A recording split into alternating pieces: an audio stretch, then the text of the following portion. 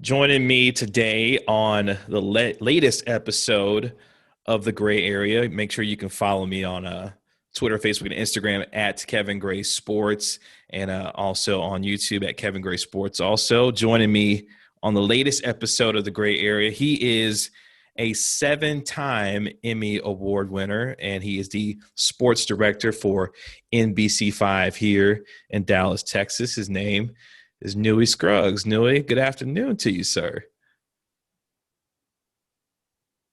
How are you, man? How are you? I won Emmy number 8 a couple weeks ago. So I got eight. I got 8 of these bad boys. So he's got 8 of them, and they're all prominently and proudly displayed behind them there. So I had to make sure I put respect. The 8-time Emmy Award winner, Newy Scruggs. And I appreciate you coming. I appreciate you, coming on and talking with me. It's been one of those things. I had reached out to you a while back, and it was one of those things that, as I listened to you have a conversation with Sean and RJ and some of the subjects that you got into at that particular time, it struck me because in today's sports conversation, a lot of folks don't necessarily dive into those subjects and have the kind of conversations that allows both or multiple people to understand it in that way. And it struck me when you had those conversations about a lot of different things when it came to social injustice in sports or whatever the case may be.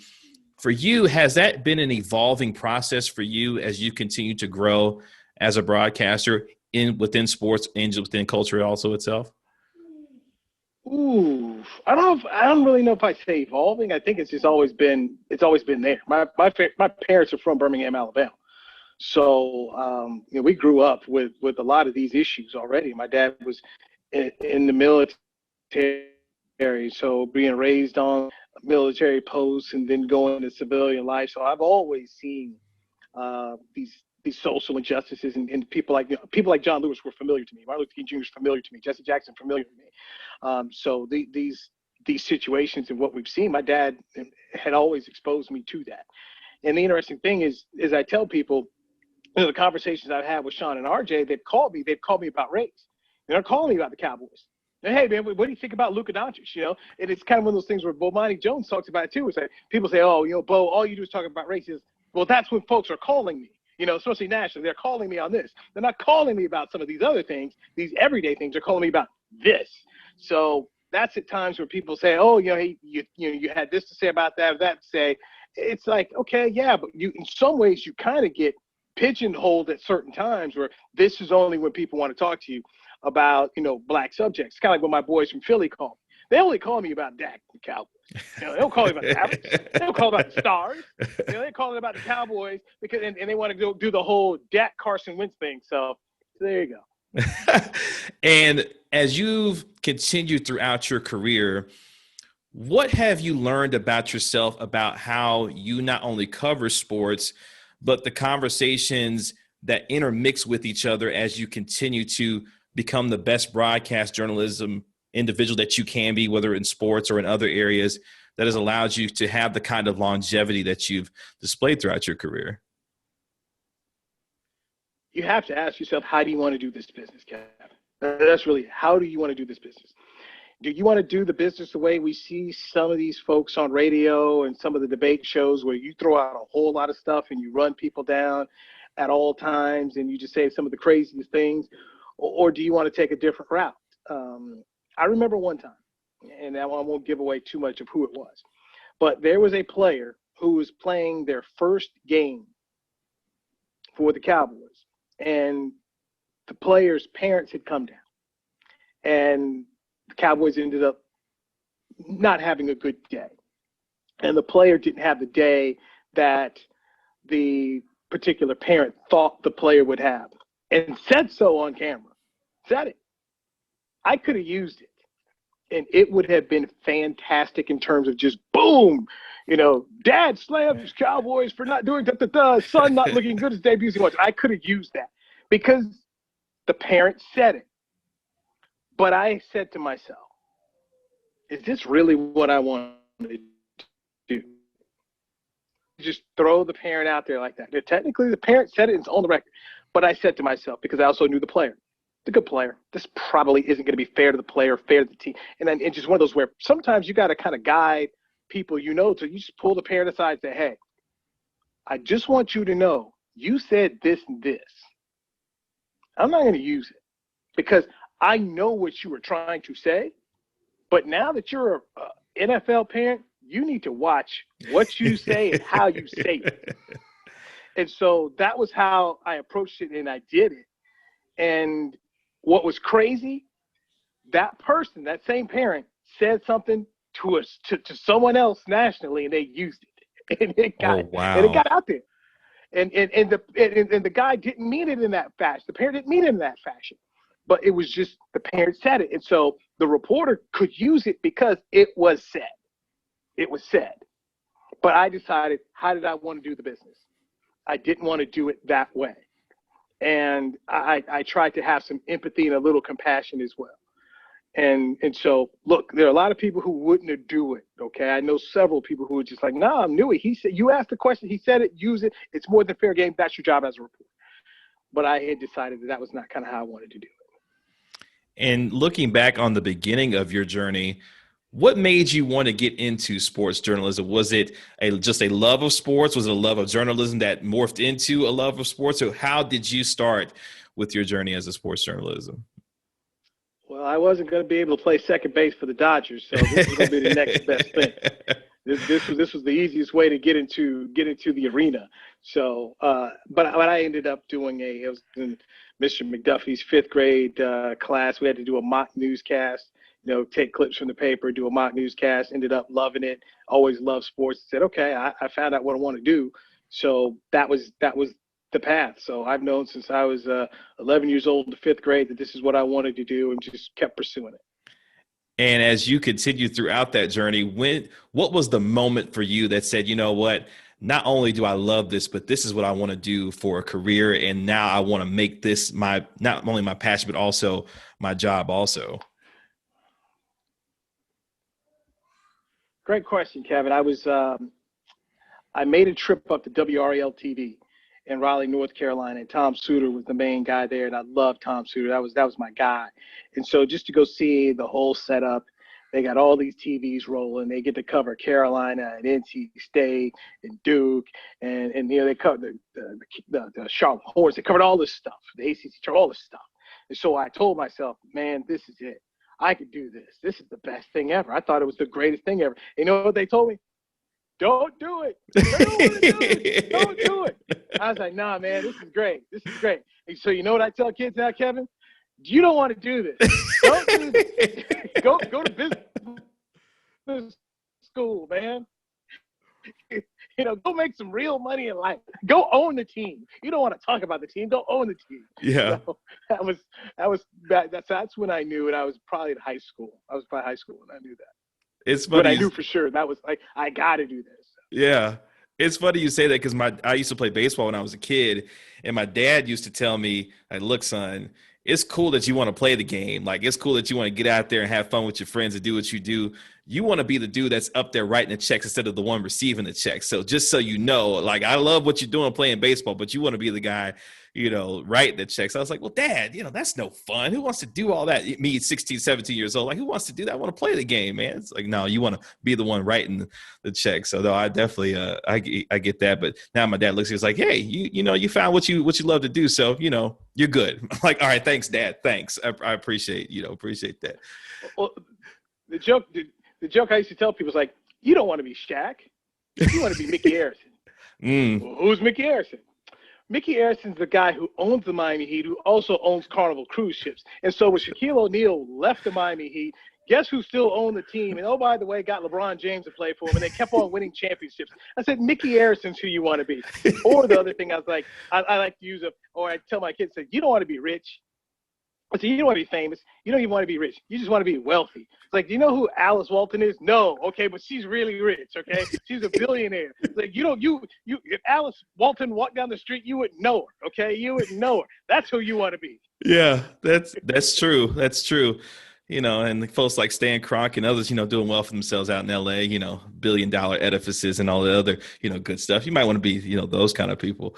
Now, I had to get to this because I know You love your Los Angeles teams, the Dodgers. Look, he's like, look, Kev, look, if we're going to do this, it can't be during the NLCS. I'm like, all right, cool, we'll do it. It's not during the NLCS.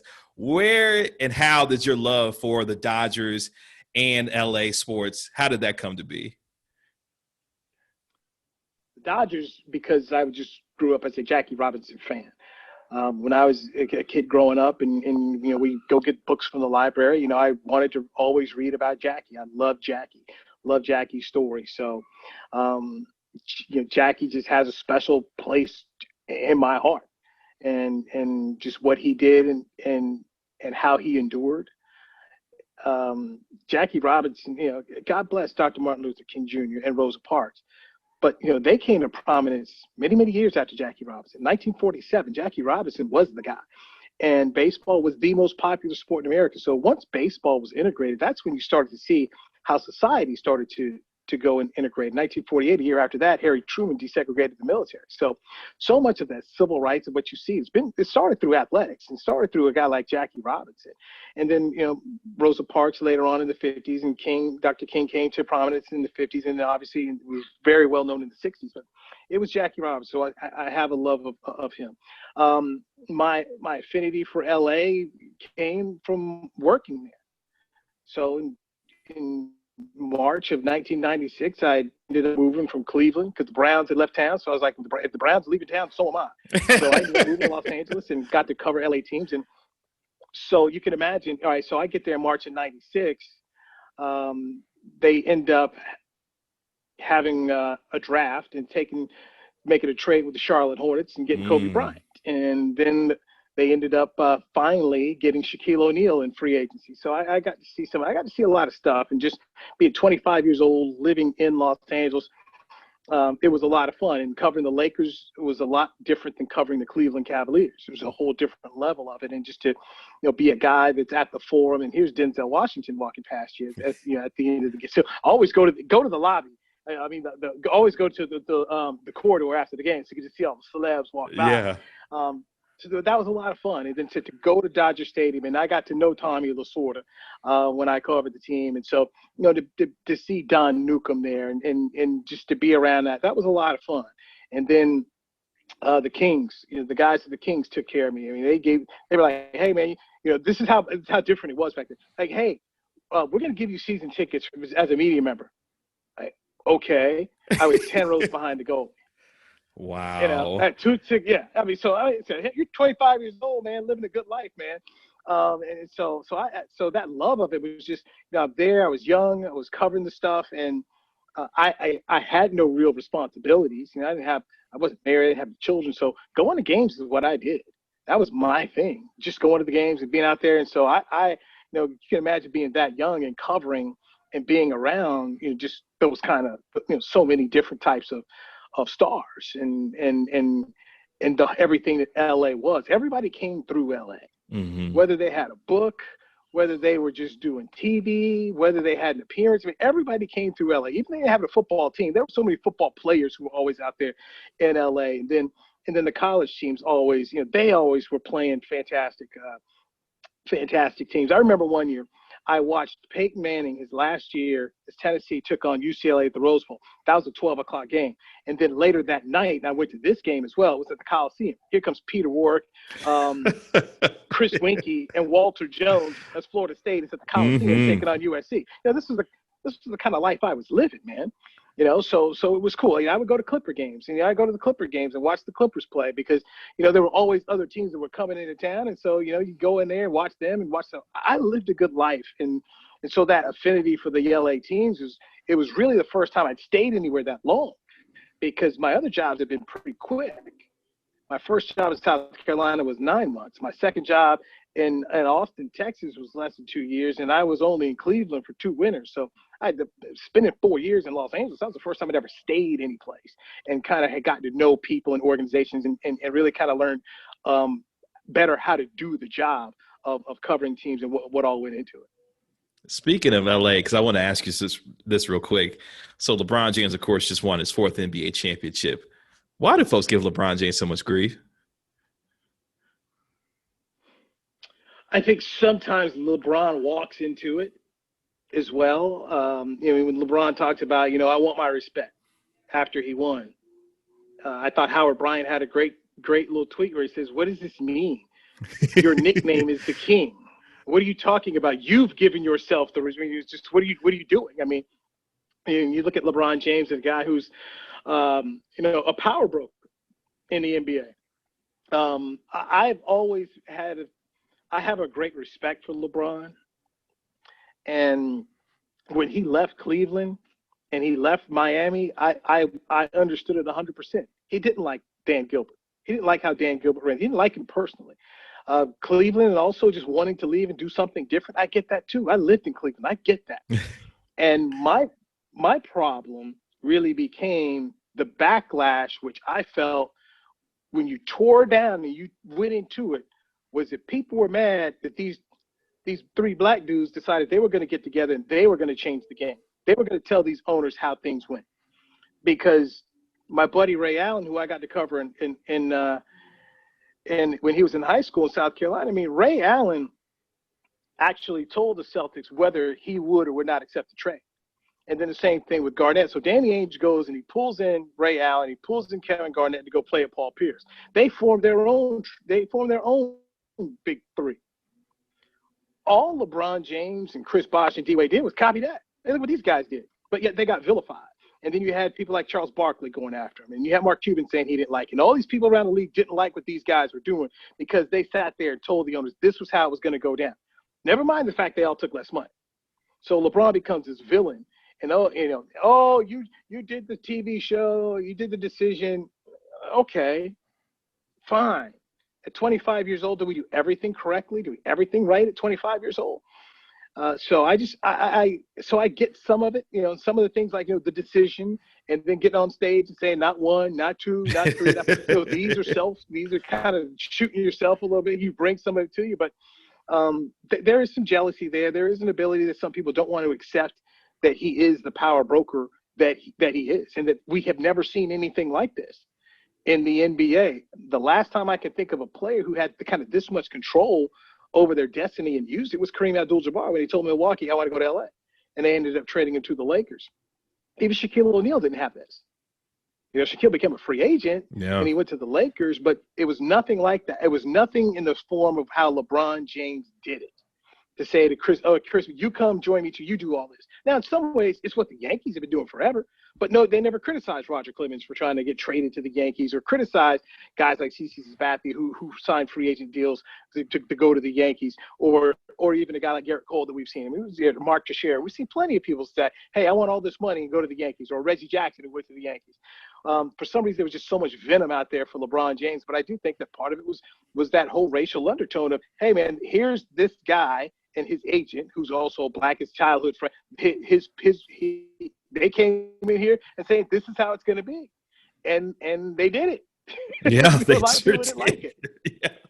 And for you as a journalist, one of the things I've been fascinated with over the last maybe 10 years now, really, because it's really taken hold now, is that athletes controlling their own narrative, them telling their own stories, them starting their own media companies like LeBron James with the Uninterrupted and other athletes who have started like the Players Tribune with Derek Jeter and those other folks. How has that changed your job as a journalist, knowing that you're a storyteller, you're the one that's reporting, and yet a lot of these athletes are taking the control of their own story and narrative? How has that changed you as a journalist and how you continue to do your job? Yeah, they don't need us. Somebody they don't need us. And I can accept that. I'm not mad at it. I understand it. And if you have that ability to push your own brand out there and the things you want to, then you definitely should do it. But we still have, a lot before pre-COVID, we still had access to a lot of guys. For instance, Dak Prescott, we got to go and talk with Dak, but he also uses his social media to really push and promote a lot of the things that he's involved in and his advertisers and his brands and becoming an influencer. So I think that's a positive. I also do think, especially for, and I don't know if you've read any of Howard Bryant's books, but you read his books like The Heritage and Full Distance, and you just see that, hey, look, for so many of these athletes, they feel that they didn't feel represented by the media. and they didn't feel like there were people who truly understood them at times and would take their words and twist them. So these platforms allow them to put out, what they want to and how they want to do it. I know many athletes who were Black who would sit and tell me, it's like, you know what, man, it's good to see a Black face. It's good to see somebody that looks like that I can actually have a conversation with. And this isn't said in a term of, hey, I don't like white people. It was everything. It was just, hey, it's good to see someone that looks like me. It was like with Chan Ho Park. I got to cover Chan Ho Park. It was in Los Angeles, and Chan Ho Park came here to Arlington, and nothing was the same. In Los Angeles, they have a very large Korean community. They've got a Koreatown there. And nothing like that in Arlington, and nothing like that here in Dallas. And so for him, when he saw other people who were Korean, man, it was a big relief to him. Like, yeah, I could see some people who could relate to me. But Howard Bryant spoke about how, look, mainly when you talk about sports, you're talking about white owners, white season ticket holders, and white media and Black players. And so for these guys to take a hold of their own social media platforms, that is a big thing that what they want to do. And even for players who aren't Black, the ability to control your narrative matters. And look, I love this business, but there are people in this business who don't do it in a way that I think is right. So I understand when you have athletes who decide that, I'd rather do it this way, because then I know I'm controlling the content and I own the content. And if I am going to be the brand of the person on it, then I should do it. Unfortunately, for a guy like Shaquille O'Neal, social media came, way late in his career. What Shaquille could have done, and even Kobe, what those guys could have done when I was in Los Angeles covering them in 1996 when they got there, what they could have done, they would have been tremendous. Just because people were thirsting for as much as they could get about Kobe, this young kid, and Shaquille O'Neal, the big star who was going to come here and then live up to Wilt and Kareem and George Mikan. What those guys could have done there and how they could have controlled it would have been pretty awesome for those guys back then. But to see LeBron James controlling his own narratives and things like that other people, certain people in the media bristle at because they don't have what they used to have. I'm not one of those people that's trying to sit there and fight it. Hey, good for you. It is what it is. And when you look at the evolution of sports journalism, not only from traditional print to digital to the way things are covered now, you kind of alluded to it a little bit with things like hot take artists and the way sports conversation has changed. Has that frustrated you as someone who has been in the business as long as you have seen the ebbs and flows of sports journalism, to where individuals can get on television, say whatever it is they want to say, and generate the kind of reaction versus the way things used to be and how sports were covered and talked about in a certain way? No, not at all. Not at all. I'm not going to be this old man howling at the moon. This is what it is. I've learned to just, this is what it is. It has become more entertainment, and I get it. The problem is the people who don't understand what the entertainment is. It's my friends who will come and repeat certain things they like. I don't watch that particular show. And the Dak debate part 2. It was interesting during COVID. I laughed because, and I probably shouldn't have, but it was a Dak Prescott contract thing on all these shows all the time. It was kind of like the go-to. Mm-hmm. Dak worth this money. They're going to get a deal done. Why shouldn't he get this money? And then when I saw later on that he told my friend Grant Bensinger that he had gone to see someone because he felt that he got depressed. His brother had passed away. And while he didn't say it, I know it had to weigh on him that people were talking about his contract nonstop because we had no sports during COVID for a while. We had no sports. So that's what people were kept throwing out there. I mean, could you imagine people are talking about you and beating you up every day about this money they think you shouldn't be having, even though you've gone out and you've done well for yourself? I mean, that kind of stuff can weigh on a guy. So that's why I say it's entertainment. Some people like it a little bit more than others, but it's also like political theater. If you start to look at the cable news networks and how they operate, I mean, it's a heck of a lot different than it was back in the 90s and the early 2000s. But you can consume too much of it and it can drive you batty and crazy. But I've learned to just kind of just let it. I'm good. I'm really good. I would be remiss if I didn't ask you about the Dallas Cowboys currently. Obviously, Dak Prescott missing the remainder of the season with a significant ankle injury. What's been interesting to me, Newy, and I don't know if you felt this over the last couple of days, it feels like Dak Prescott all of a sudden is getting his flowers in a way that he wasn't necessarily getting prior to this injury. And I don't know about you, that makes me a little uncomfortable because the way that he has portrayed himself for the most part throughout his first 4 years, would a lot of folks would think, this could be the guy that a lot of folks would do that for prior to something like this happening. Have you felt that same way since his injury has happened and the reaction to it, not just by the Cowboys and the organization, but also the entire sports world in general? There's a certain section of Cowboy fans who didn't appreciate the guy till he was gone, Right. or appreciate the guy till he got hurt. He's on rolling out there on that cart and he's in tears. No, I'm not surprised by it because unfortunately that's usually how people are. Oh wow, boy, I miss Allen Iverson. Yeah, you Philly fan, you missed him because you spent too much time booing the guy. It wasn't until he was gone. And you just see that you've gone through this whole sense of now. Look at these guys who you don't feel care as much as Allen Iverson. But that's sports in general, especially when you have sports teams that matter. There are teams. It's the Cowboys, it's the Yankees, it's the Lakers, it's the Canadiens. There's certain teams that everybody takes it so super super serious, and they're always mad at the star. They're always mad at the coach.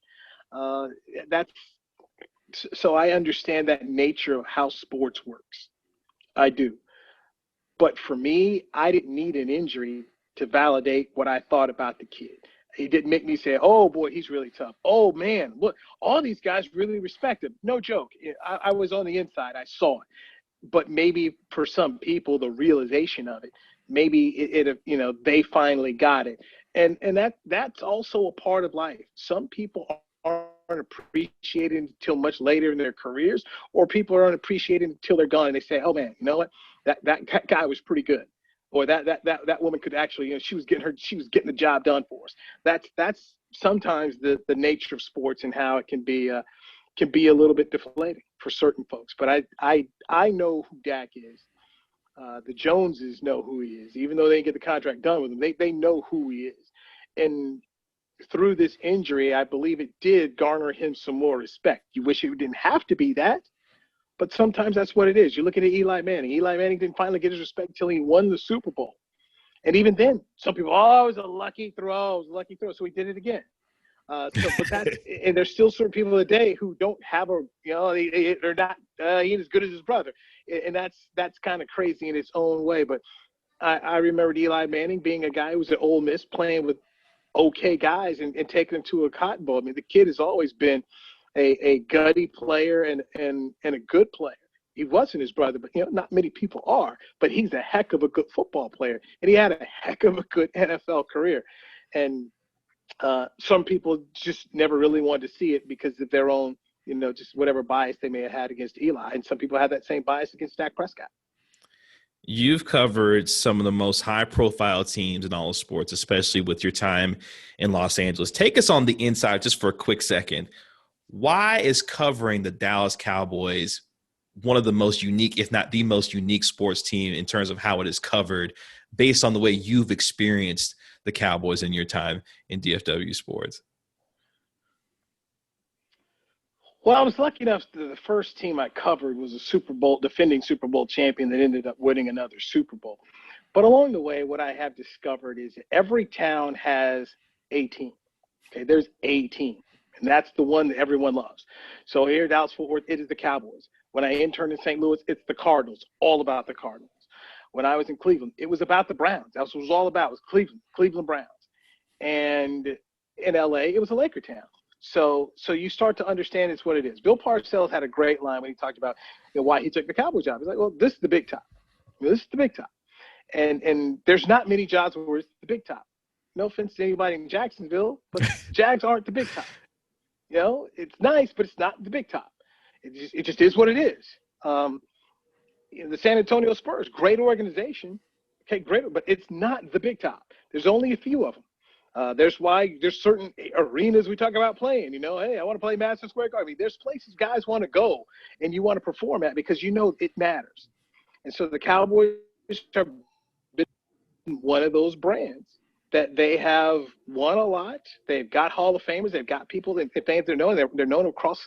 They've done a great job of marketing their brand, so they're known across the world. So That's why it's special, because of who it is and how they've done it. The Lakers are special because of who it is and how they've done it through the years. You win, and you have names, and you have the brand, and you just know it's the Lakers. Love them or hate them, you know who they are. You can't say that about every NBA team. You can't say that about every baseball team or basketball team.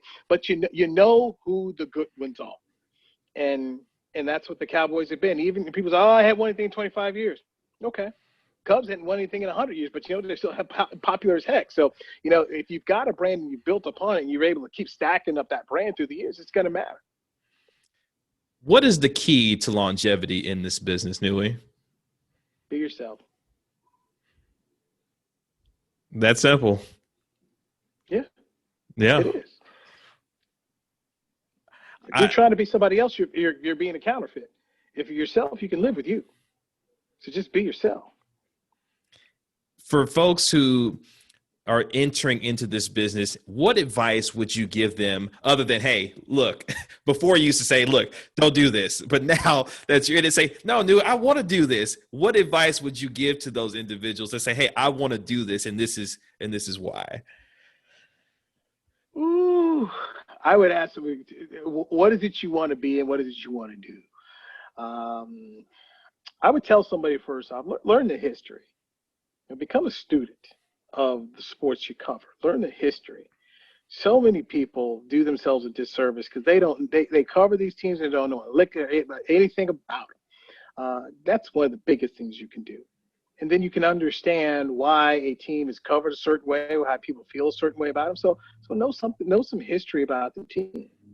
For instance, for people who are coming to the Dallas Stars, you might want to know who Mike Modano is and why he was popular and what he did here. That stuff matters, and it helps you understand the organization. So, and I'm a history buff in general. So I just believe that people need to know things, such as, history.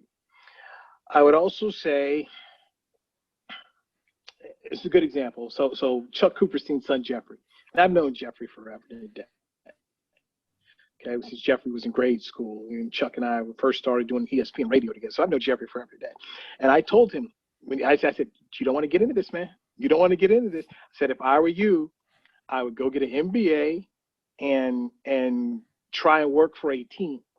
Because so much of this business now has shifted toward the teams. The teams have decided that they want to run their own media outlet. They want to be their own media outlet. That they want to break and do their own news.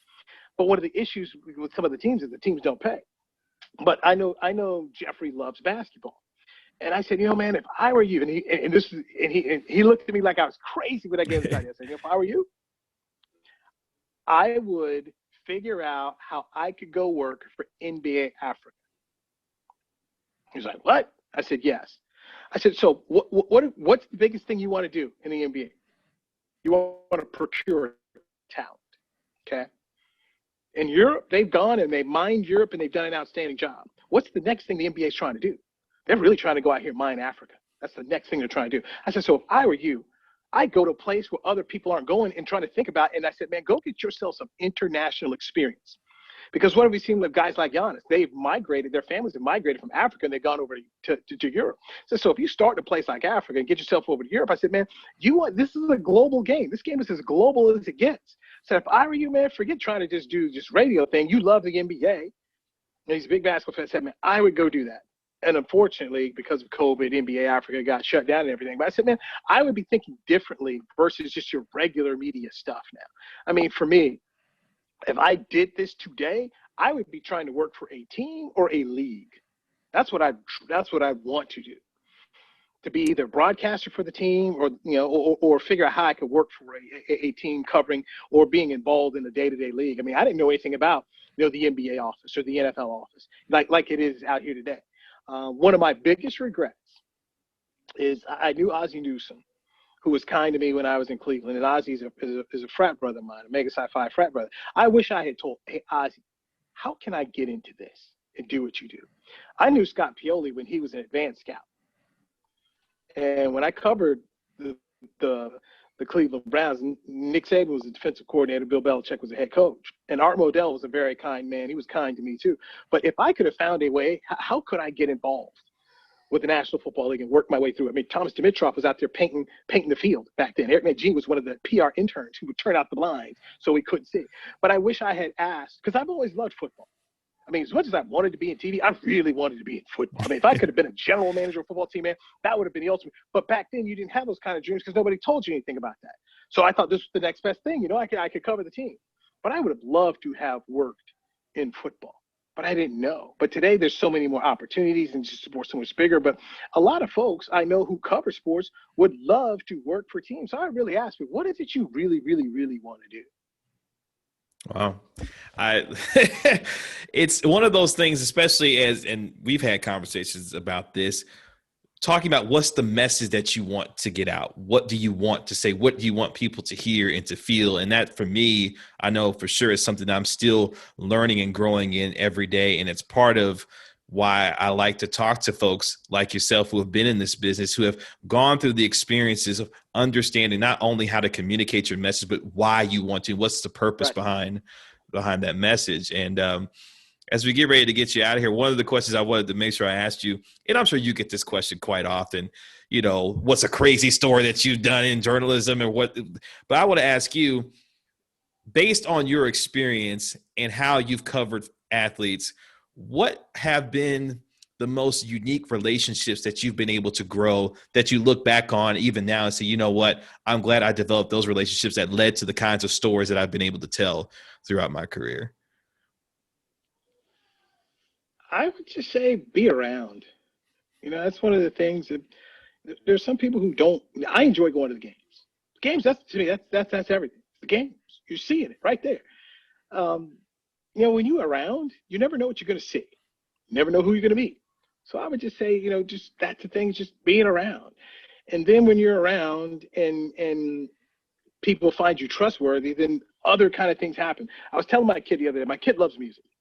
So my kid loves music, and she just likes hearing the different stories. So I told her one time, I said, okay, so one year Shaquille O'Neal had his big Shaq-tacular thing at Universal Studios. So that's when Shaq would bring in inner city kids. He'd bust them over to Universal Studios for the day. They play all these games, and he would bring in these celebrity judges to help him, you know, judge and be a part of it. So Sheila E. was a judge one time, and Sheila E., boy, she got real competitive on me a little bit there. So Sheila E., all these different people, all these folks right here are helping Shaq. And I remember they had somebody sing the national anthem. Now, this was back when the Backstreet Boys were kind of hitting big, and this is in the 90s. And they brought out these 5 kids to sing the national anthem. One dude's got they're 5 white kids, man. One dude's got these twisties in his hair. Like, what is he doing? And another guy got these frosted tips, and they start singing the national anthem. And I'm standing next to this girl who worked for this show, Loveline. I think that was Drew Pinsky's show, Loveline. So she and I are like, why did we agree to do this? This is super early in the morning. We're here at Universal Studios. And they bring out, we got to stop what we're doing for the national anthem. And I see these 5 white kids, these 5 white boys, and I'm like, okay, look at these guys. All right, everyone, please welcome NSYNC. And I look at her and I'm like, what a stupid name. That name is just dumb. And so the kids do the whole national anthem thing. They get done, and I look at the girl. I was like, they ain't going to never make it. Trust me, these wannabe Backstreet Boys, never going to make it. So we're laughing about these kids, and they make a beeline for us. I'm like, oh, was I talking loud? Well, they knew her from her show Loveline, and they were trying to get on the show. And so, you know, and I shook hands with her. Hey, how you doing? Da, da, da, da. And they walk away, and I said, trust me, they'll never make it. Wow. So, there's just my relationship with Shaquille O'Neal. Shaquille O'Neal and I are frat brothers. And Shaq's like, hey, I got this thing going on. I want you to be a part of it. I'm like, sure. And I show up here in the morning, and then I see NSYNC and Justin Timberlake. And I'm like, you ain't never going to make it. And look at him now. And that's a part of just being, you know, in this business, being around and developing relationships that you can see something like that you didn't, you saw something that happened and didn't even know it. And then, of course, when Jerry Jones got inducted into the Pro Football Hall of Fame, Jerry had his big party. And who performs at his big party? Justin Timberlake. So we're seeing Justin Timberlake. You know, we're standing right there. So if this was a concert, this would probably be a $700 ticket. I'm so close to Justin Timberlake. And I'm looking at it, I keep telling myself, he made it. Like, here he is. He made it. Yeah. Yeah, he made it after I might have been wrong. That's incredible. Wow. Just never know. You just never know what you may see and then how it comes full circle later on. That's an incredible story. Yeah, and Ray Allen. And I go back to Ray. One of my favorite stories, I covered Ray Allen in high school.